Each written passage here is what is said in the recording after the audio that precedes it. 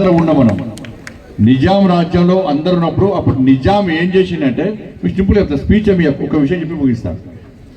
నిజాం ఏం చేసిందంటే ఈ తెలంగాణ రాష్ట్రాన్ని పాకిస్తాన్లో కలపాలి అన్నాడు.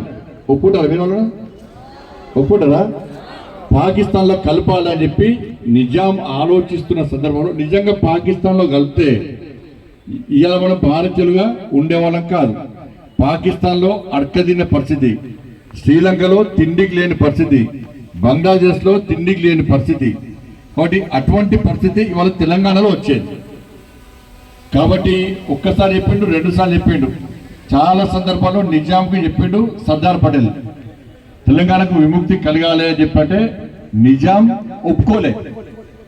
ఒప్పుకోకుంటే ఆపరేషన్ పోలో పోలీస్ యాక్షన్ తీసుకుంటా అని చెప్పి వార్నింగ్ ఇస్తే అప్పుడు వచ్చి సర్దార్ పటేల్ ముందు నిజాం తల వంచి లేదు తెలంగాణకు స్వాతంత్రం కల్పిస్తా, తెలంగాణ భారత్ లో విలీనం చేస్తా అని చెప్పి అప్పుడు విలీనం చేసిండు.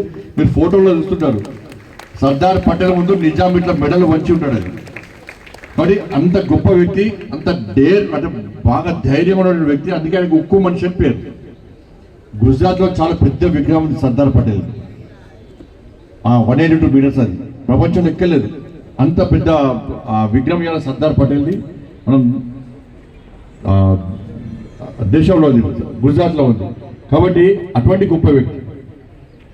కాబట్టి ఆయన యొక్క ఆలోచనను, ఆయన యొక్క ఆశయాలు, చరిత్ర తెలుసుకోవాలి. అందరూ కూడా తెలుసుకొని ఎందుకు ఇలా యాత్ర చేస్తామో అర్థం చేసుకోవాల్సిన అవసరం ఉంది. కాబట్టి ఈరోజు ఆయన యొక్క మన కోసం బతికేడు, ఈ దేశం కోసం ఆలోచించాడు. నిరంతరం దేశం గురించి మాత్రమే ఆలోచించాడు.